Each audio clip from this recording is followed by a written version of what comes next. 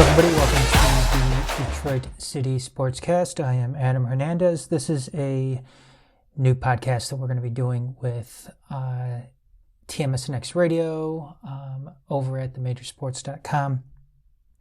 And basically what we're going to do is just, it's going to be a really short podcast. I'm only going to be looking to do it, it's only going to be like maybe 10 minutes in length total, depending on how much I tend to ramble on. But we're only also going to do it probably only once a month, because we have some different markets that we want to hit as well. So be on the lookout for that. And it's basically going to be however the news dictates it that particular month. If something happens where we feel we need to jump on and talk about something, we'll go ahead and do it.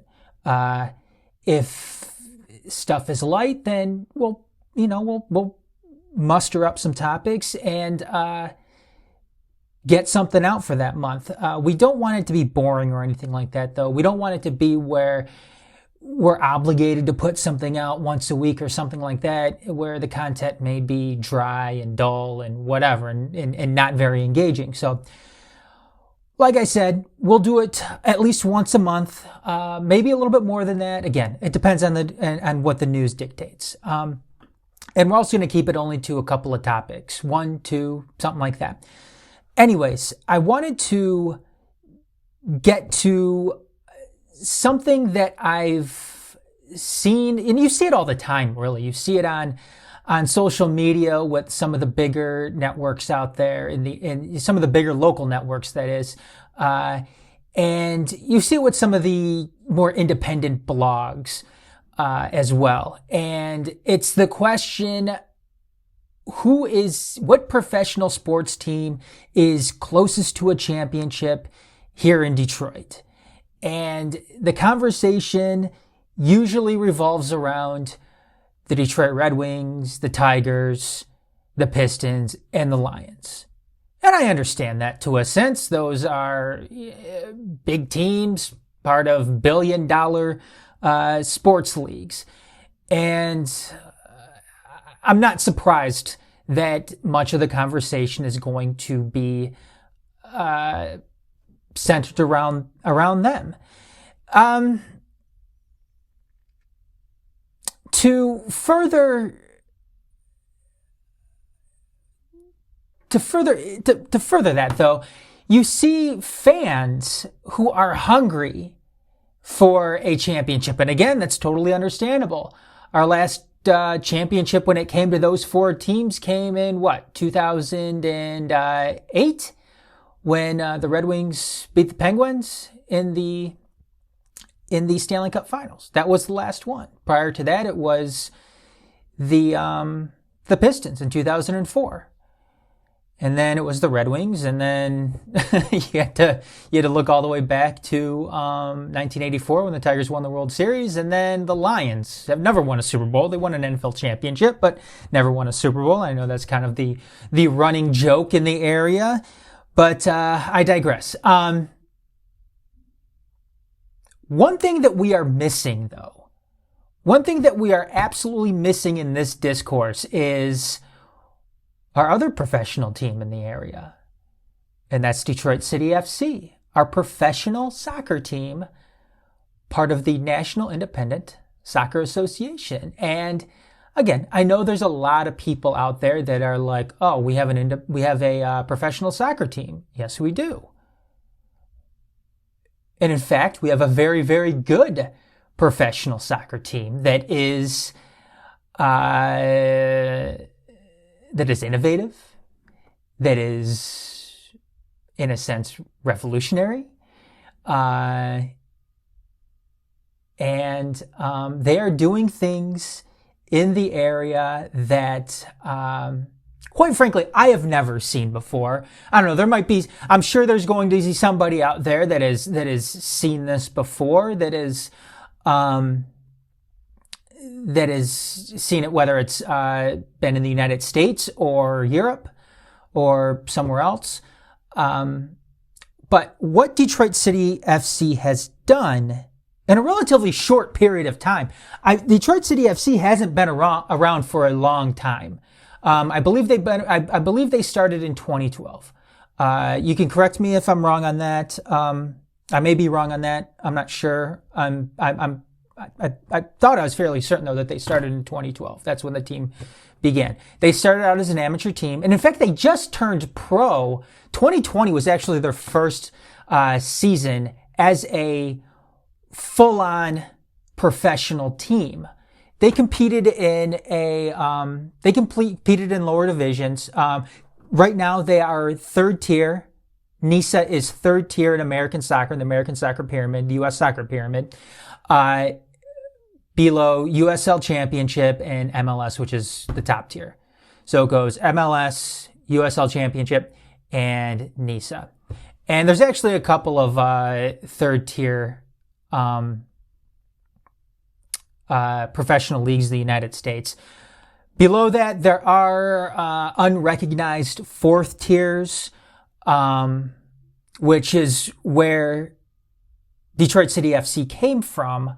However, it's the fourth tier in the U.S. soccer pyramid isn't officially recognized by the United States Soccer Federation, which is a garbage organization to begin with. And the more you become invested into American U.S. soccer, you'll come to realize that the United States Soccer Federation and the MLS and USL are basically garbage organizations that like to prey and exploit independent teams, grassroots supporters groups, and communities from around the country.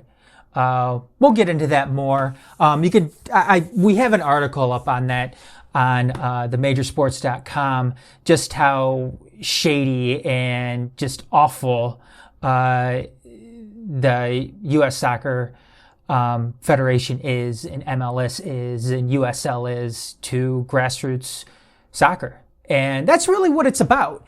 And that's what soccer is. That's what soccer and football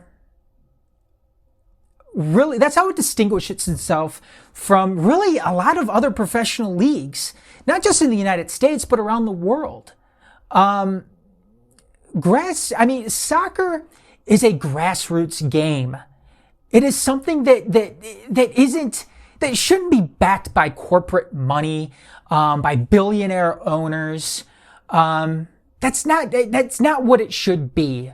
Soccer's popular around the world because anybody can go and play it. Anybody can go and pick up a soccer ball, get your friends together and start playing. And that's one of the beauties of the game. Now, as far as Detroit City FC goes, Detroit City FC has done it the right way. They've done it from a grassroots perspective and have grown. And that growth has been really quite remarkable. And what I said earlier, that what they've done is really incredible and something that I've never seen before. I'm not being hyperbolic about that. It's true. Because especially what they've done in these past couple of years has been amazing. They've gone pro. They've turned their men's team pro. They recently established a women's side. They have an amateur side now, and they have youth affiliations around the area that you can get your kids plugged into this pipeline and they can make their way up. I mean, it's not like the Red Wings have a youth pipeline where, you can get into their youth academies and make your way up, whether you are, male, female, whatever. It's not like the Red Wings have that. It's not like the Tigers have that. It's not like the Pistons have that. It's not like the Tigers have that. If you want to play professional baseball in the United States, I mean, there's ways to do that, obviously. Play high school, go to, go to college, play in the NCAA, and then hopefully you get drafted. Football, same thing. Hockey, you can play in in the United States, you can go up through your peewees and, your travel teams in high school. And then if you want to go to college here in the United States, you can play, in some of the various colleges around here. You can go to Canada and play juniors, and then you can go to the NHL, or you can go overseas, whatever. I mean, there's certainly pipelines. But this local pipeline to a professional club is something that I've never seen before. Not here locally, certainly not here locally, and not really anywhere. And like I said, it's done the right way. It's all grassroots. It's not top to bottom, it's bottom to the very top. That's how it goes. And in Detroit City FC, this isn't one of those teams that pops up every so often. Because I know we've seen it in soccer before. We've seen it here in Michigan and locally here in the Metro Detroit area. I remember the Detroit Ignition. I remember they were around for a while.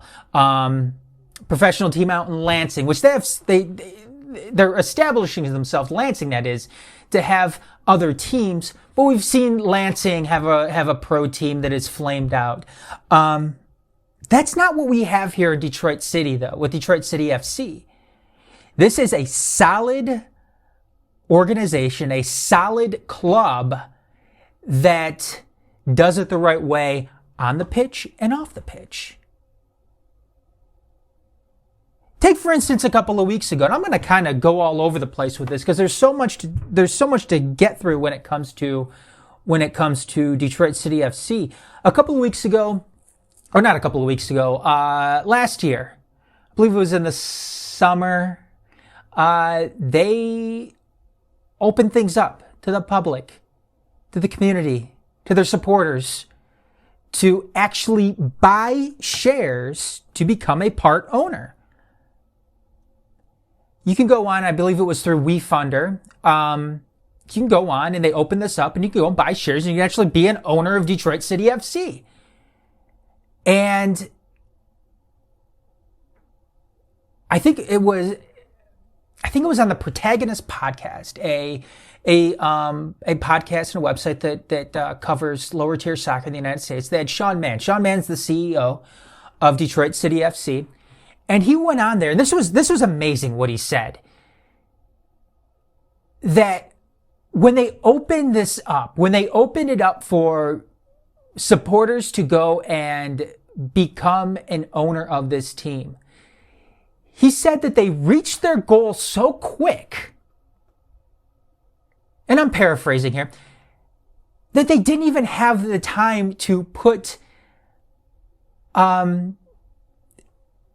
they didn't even have time to put billboards up around the area, around Metro Detroit, to advertise that they were doing this. This is how rabid and enthusiastic and that the fans of Detroit City FC are. And it's, and to me, I don't even know if they ended up going forward with putting up those billboards and those ads around the area. I didn't see any, so maybe they didn't, who knows. But again, that was remarkable. And they even extended it too. They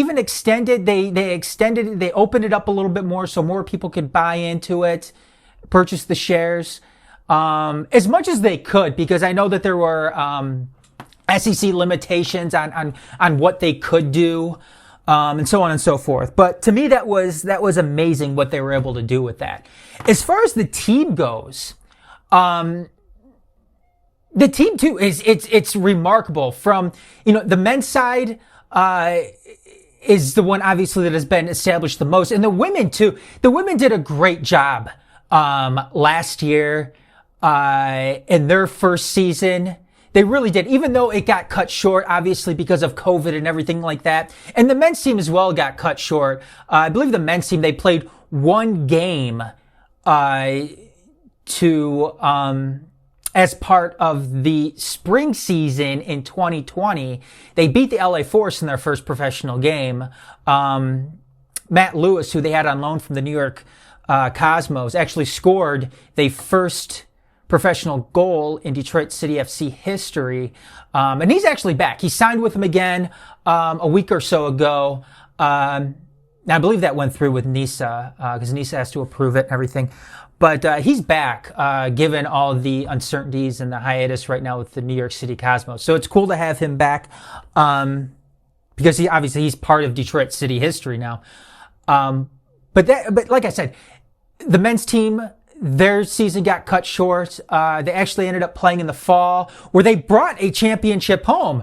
And when I was saying earlier that, the last championship that Detroit has had, the last professional championship that Detroit has had is the 2009 Red Wings. That's not true. It's Detroit City FC. They won the NISA Fall Tournament last year. Last October. They beat the Oakland Roots. And this just goes to show just how fucked up that U.S. soccer is. They beat the Oakland Roots, who have done nothing, really, in their time as a professional team. Detroit City FC has been a professional team longer than the Oakland Roots. Now, the Oakland Roots are now in the USL Championship now, the second tier, when they've done nothing in lower league, in lower tier soccer.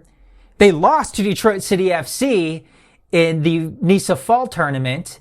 And now they because the American system is based on money, they're now in USL Championship, and Detroit City FC is in the third tier as well. Still.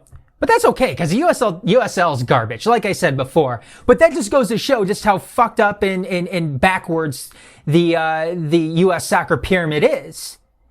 They don't have promotion and relegation like we've seen in almost every part of the world. If this was Europe, then you would have Detroit City FC making that jump to the next tier, and Oakland maybe making that jump as well, because I know a lot of, in most cases, the top three teams in any lower tier league in Europe will make the jump up, and the bottom three teams will be relegated to the lower tier. But anyways, though, the men's team, women's team, both phenomenal. Women's team obviously coming back again this year. Men's team coming back again this year. I'm still not quite sure how the women are going to, how things are going to go for the women this year. Stay tuned for that, because we'll go ahead and post that on Detroit.themajorsports.com as far as what their season's going to entail. The men, though, they're returning a lot of the same players that they had last season. A lot of the same players that delivered that fall championship. The whole organization is well coached. Trevor James is the general manager and the head coach on the men's professional side. He has MLS connections. He has a very successful soccer background. I believe the MLS connection he has was with the LA Galaxy, but phenomenal coach. And Detroit City FC is really in line to repeat what they did this past fall and doing again this spring and this year in general, really. They're automatically in the championship game for, I believe it was the spring, because they were the champions last fall. And it's kind of weird how NISA breaks things up. I'm still new to it myself. And, but anyways, though, I have a feeling that Detroit City FC, they're going into the Legends Cup, which begins, I believe, in mid-April. They're going into that, which is really a preseason tournament, but they're going into that as favorites. And that's going to take place in Chattanooga. Detroit City FC are among two of the teams that are going to be favored to win that entire thing. And then heading into the spring season, which I believe begins on May 1st, Detroit City is going to be one of the favorites in the spring season as well. They're well coached. They have a lot of really, really good players on that team, who, like I said, are returning from the fall season. And why do they get some of the best players? Why were they able to get a guy like Trevor James, who could be coaching in a higher tier league, whether it be here or in Europe? Why do they have these pieces? And again, it's because of the solid foundations with this club. That's what it's about. The supporters group, the Northern Guard, are amazing. And when you go and see a Detroit City match, you're getting the full experience here. You're getting an experience that really is, you don't see it really in American soccer. You get a show with the supporters, the Northern Guard, with the flares and the flags and the smoke. Something, again, you don't see too much in American soccer. And then you get a great team on the pitch. And when you go to Keyworth, to historic Keyworth, there's two sides. You can sit on the non-supporter side if you just want to be, a fan, and, you want to sit and watch the game. That's cool. If you want to do that, that's fine. You can do that. On the other side is the supporter side, where the smoke and the chants and the flags and the flares all take place. And it's so much fun. I invite anybody to, what's kind of cool, what is cool, is you hear a lot of big time soccer fans here in the United States, and even around the world. One of their bucket list items is being able to go to Keyworth and take in a Detroit City FC game because of the team. The team is awesome. The team is great. And the experience, the atmosphere of the whole thing. That's on a bucket list for soccer fans around the world, is being able to take that in. And the Northern Guard, they are great people. Very, very good people. Great people. They will support Detroit City FC to the ends of the world, but they will also be extremely welcoming to new people, new fans. They will take you in with open arms. They will teach you about the game. They will teach you about the team. And just go from there. You'll make friends. It's so much fun. It is so much fun to just go in, take everything in, take on the chance. Just be part of it. Be part of the atmosphere. Be part of the club. Be part of the supporters group. That's what's so much fun about this. And it's great too, because it's still a small team where every bit of support is recognized, and it helps. And the supporters, the team, they give back to the communities. They give back to Hamtramck, where Keyworth is. They give back to Detroit and all across Metro Detroit.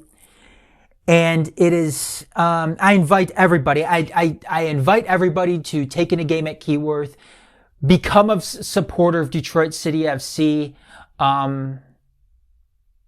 If you don't want to be as vocal, if you just want to, go to games, not chant, not be, not do the smoke or anything like that, that's fine. You don't have to do that. Just become a supporter of Detroit City FC.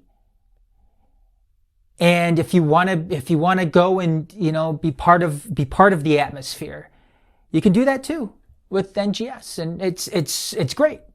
It is so great. And it's something that Detroit sports fans really don't know what they have here entirely with Detroit City FC. They don't know how good this team is. They don't know how rabid the supporters are. And it's something that everybody can be a part of. So I invite everybody to just take it in. If you're a casual fan, if it's, if you're looking for something to do on the weekend because games are starting again here pretty soon, it's obviously going to be limited capacity. And hopefully, people are getting vaccinated and being safe out there so we can get through this coronavirus, so we can get back to, these sporting events and everything, just so we can get back to some normalcy when it comes to that.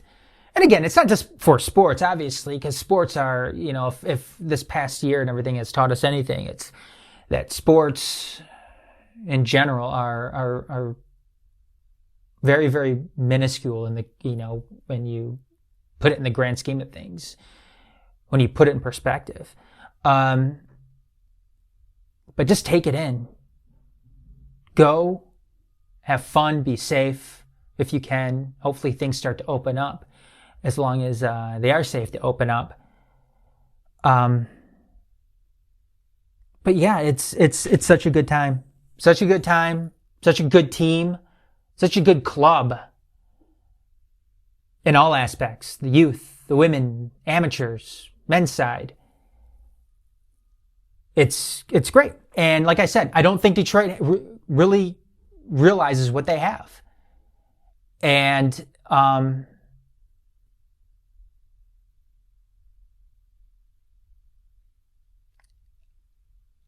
I'm hoping to spread the word and hope everybody else, once they realize what they have here in Detroit, I hope they begin to spread the word. And this just continues to be, to be a grassroots effort so this team continues to grow. What they've been able to do in such a short period of time, I can only imagine where they're going to be, where Detroit City FC is going to be in another 10 years. The sky's the limit. But yes, when it comes to championships here in Detroit with pro teams, it's without a doubt, Detroit City FC is at the top. They are the ones that are going to bring home another championship before anybody else, before the Red Wings, before the Tigers, before the Lions, before the Pistons. No question about it. Because it very well could happen this spring. It very well could happen this spring. Not to mention, too, I'm throwing this out there, that Detroit City FC also beat a Liga MX team. And if you don't know what Liga MX is the top tier professional soccer league in Mexico. It's probably the best, it is the best league in North America. Not MLS, it is Liga MX. And they beat a Liga MX team. Can't say that for a whole lot of lower tier soccer teams here in the United States. And Detroit City FC is going to be able to test themselves more when they play in the U.S. Open Cup. I want to say that starts in like mid-May or something. Mid-May, June, something like that. I gotta check the schedule on that. But yeah, MLS teams win that every single year just because, again, United States Soccer Federation will play up and play into MLS and, enable them and whatever. But, yeah, that's what it is, people. That's what it is. Detroit City FC at the top. They will win a championship. I don't know how many more times over before any of these other professional teams in Detroit even sniff a championship. Maybe even sniff the playoffs. Because when you look at it, that's not even the question when it comes to the Lions, the Pistons, the Tigers, and the Red Wings. I mean, the question isn't who's going to win a championship first. The question should be who's going to get to the playoffs first out of those teams. That's what the question should be. But we'll play into the big one because I know that's the one. I know that's in the grand scheme of things, that's all that really matters is championships. You play to win championships. That's my philosophy, at least. And when it comes to that, we'll go down the line here. It's Detroit City FC. That's who's at the top. Beyond that, let's take a look here. Man.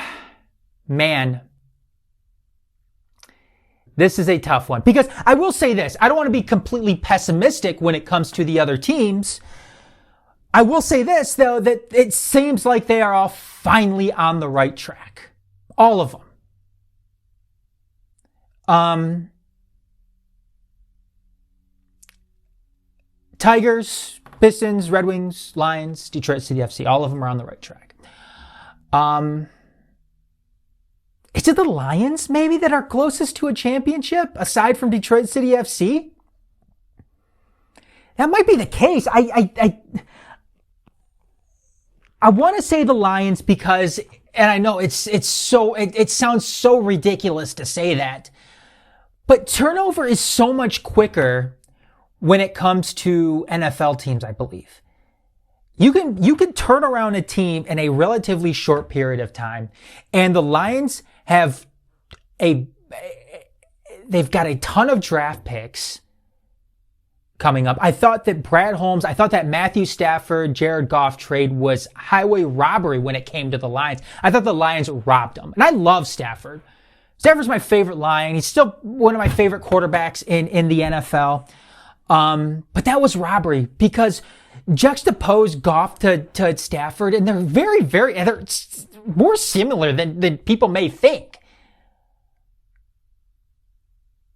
I know a lot of people want to shit on Goff too, but it's not like they're getting a Jameis Winston in here. It's not like they're bringing in Ryan Fitzpatrick or anything like that. Jared Goff's a quality guy. He's not bad.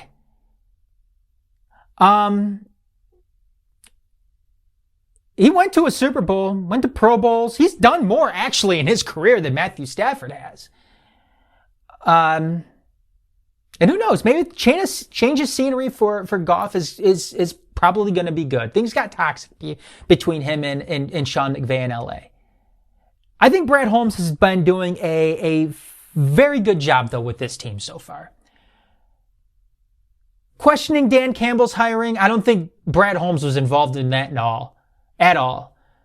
Which, that's a same old Lions thing, if you ask me, is going in and hiring a head coach with little to no input from your general manager. I mean, it's kind of what happened with Bob Quinn when they kind of, it seemed like they forced his hand into keeping oh man, why is his name escaping me?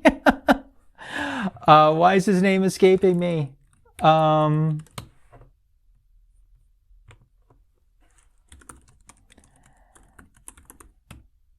Bob Quinn didn't have he didn't get to pick his head coach, Jim Caldwell. Jesus Christ, sorry about that. He didn't get to pick his head coach right away. And obviously he made a huge fucking blunder when he picked Matt Patricia, but again, that was a bad move in the very beginning of the Bob Quinn era, is not letting him go and get his own head coach. And I know hindsight is 2020, where Patricia was worse than Caldwell, a lot worse than Caldwell, but again, that's all in the past now. But Brad Holmes has been doing a very, very good job at reworking this team. The thing that kind of concerns me, not so much with the Lions itself, but my prediction here is their own outlook and what they think it's going to take to win a championship. Because they did give Dan Campbell and Brad Holmes 5-year deals, which signifies that they see this as a long rebuild. So again, maybe that's not the case. Maybe, I'm being overly optimistic here to think that there could be a championship team other than the Lions, other than Detroit City FC, within that 5-year gap there. Next, I would have to say the Tigers. I think they're further along in their rebuild than any of these other teams.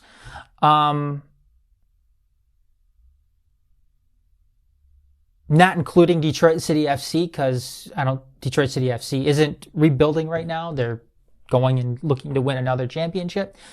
But the Tigers are further in their rebuild in comparison to the Lions, the Pistons, and the Red Wings.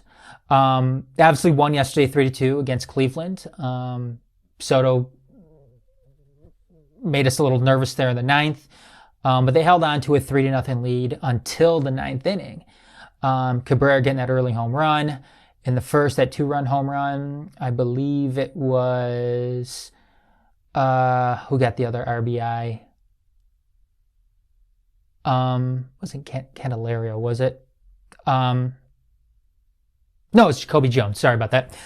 Jacoby Jones getting that up next RBI, win 3-2. But Tigers have a lot of good young arms. Have a lot of higher draft picks for the past few seasons here. And they've turned that into a situation for themselves where a lot of those young arms are starting to make their way up. And a lot of those young arms, look, when you go and you make trades in baseball and you stockpile pitchers, when you stockpile starting pitchers, not all of those starting pitchers are going to be starters for you. You're going to transition to some of them into the bullpen, and that's just what's going to happen. And we've seen that in some cases heading into this season. We see Daniel Norris in the bullpen now. We see Fulmer starting out in the bullpen. I don't think Fulmer is going to be a bullpen guy going forward. I think he's recovering from a pretty massive arm injury that he had, and he's continuing to get back on track from that. I think Fulmer eventually is going to be back into the rotation. But that's what we're going to see. I mean, all these arms that they have aren't going to be just starting pitchers. They're going to be guys who are going to be in the bullpen, and they're going to go from there. They're starting to get some pieces too in when it comes to regular position players. Spencer Torkelson too, obviously one of their high-end draft picks. I know some people are a little concerned based on the spring and whatnot, but he's another guy that's obviously people are going to continue to keep their eye on. I wouldn't be overly worried at all when it comes to him. Guy's still incredibly young. What is he? He's 21 years old still, fresh out of college, fresh out of Arizona State University. He's going to be fine. Casey Mize, I know there's some worry about him as well. Obviously the worry with Casey Mize can be elevated a little bit more because he didn't have the best spring. He did kind of prove himself at the end there. He looked sharper there at the end, but I know I'm not worried about Casey Mize at all either. Coming around, I think it's going to take a little bit more time with him as well, and I think he's really going to settle in as the season goes on a little bit more. So I think the Tigers are there. I think the Tigers though are going to be still 2 years away from even contending for a playoff spot, but they're on the right track. Beyond that, I'm going to go with the Pistons. I think Troy Weaver has done a really, really good job just kind of just clearing everything out. From a strictly fanboy perspective, I was sad to see Blake Griffin go. Again, I understand why he had to go. I definitely understand why he had to go. And I'm ultimately glad the Pistons were able to do that. But again, it was sad. I like Blake Griffin. I thought he was cool. He was cool for the city. Very endearing to the city. Seems like a really good guy too. But I know that's not what wins you NBA championships or anything like that. What Troy Weaver has been able to do has been very, very good. I thought the Isaiah Stewart draft pick was very, very good. Obviously, signing Jeremy Grant this past offseason has been very, very good. And the Pistons move forward from here. I think they're doing things really... How they're going about this season, too, has been nice. They've been losing games, but have been very, very competitive in those losses. And that's something if you're a Pistons fan, you've got to be thrilled about, because they're not ruining any chances they have at a top 5 draft pick or anything like that. So, that's got to be something that is exciting for Pistons fans. But I think Pistons are sliding right after the Tigers, and then it's the Red Wings. This is nothing against Yzerman at all or anything like that. I think Yzerman's been doing a good job. I just think people need to understand just how bad this organization has been when it comes to what they have coming up through the system. They've had nothing really coming up through the system. Nothing. They've had a few pieces here and there. But when you look back on things, I mean, this team was saddled with the likes of like Brendan Smith, coming up who did absolutely nothing. Now they've got some pieces moving forward, but with hockey, it takes some time for some of this stuff to kind of come together, especially too since they didn't have all those high draft picks, based on all the success they had for that 25 years. I'm going to highlight too actual success, because for that time they were just looking to keep that playoff streak alive at all costs, and they did it. They were successful at doing that, but then they would just go to the playoffs and get bounced in the first round, which obviously got old. But now it seems with Yzerman here, they're finally, doing things, again, the right way. That's kind of the theme of this whole episode right now, is doing things the right way. They're able to obviously get some higher draft picks, even this, despite being completely fucked over by the way the NHL decided to do things with the draft, and just how stupid things were last year with that. But they do have some nice pieces coming up. Obviously, there are some guys here that are really, really good.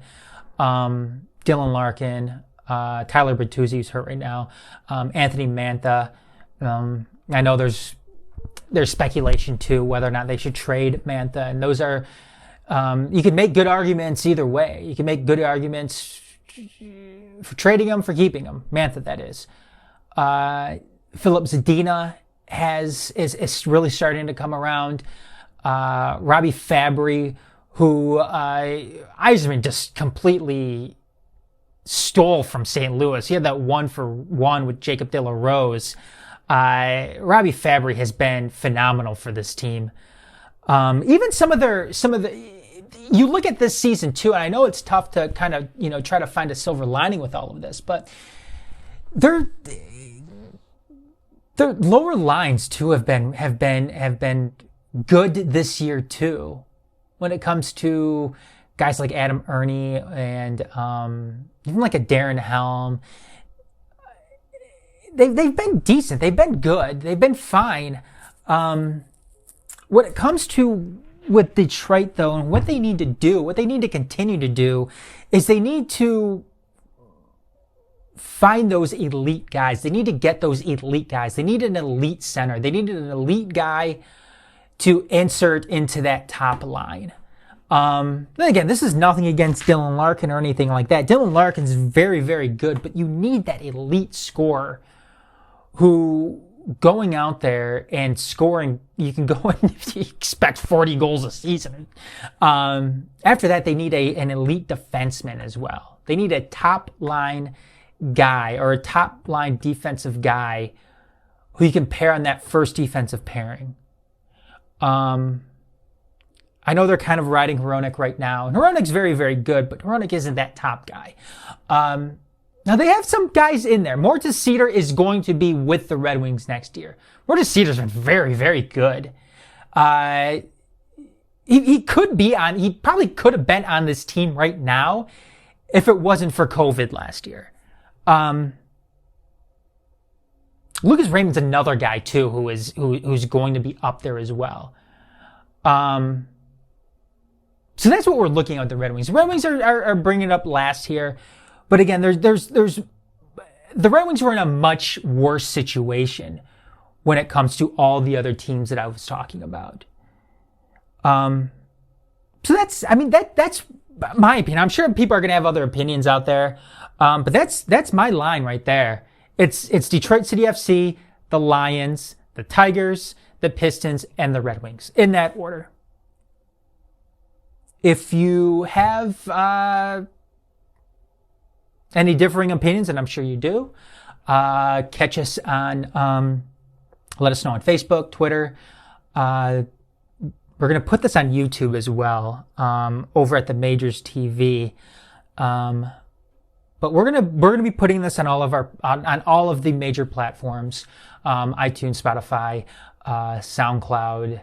I'm not sure if we're going to go onto Mixcloud or not, but Stitcher as well. So stay tuned for all of that. And like I said, we're going to try to do this, at least once a month, maybe more depending on what the news dictates. So get with us, find us on those different platforms, leave us a review so it helps us,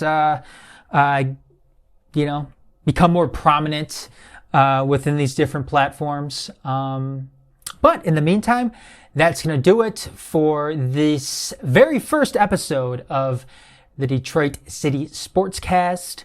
I'm Adam Hernandez saying have a good weekend, everybody.